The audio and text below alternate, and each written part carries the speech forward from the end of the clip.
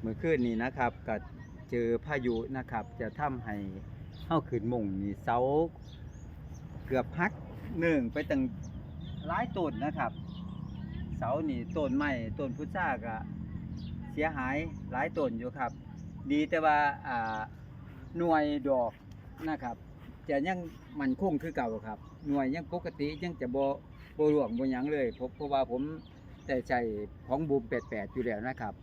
มันจะเป็นขัวเหนียวนะครับจะทำให้ผลให้ดอกนี่บ่หล่นถิ่มเลยครับยังปกติแต่เสานี่ไปแล้วครับจงจะได้เรียกคนงานมาซอยหักไปอีกหลายต้นครับเดือนนี้แต่สำหรับผลกับดอกโอเคยังดีคือเก่าอยู่ครับ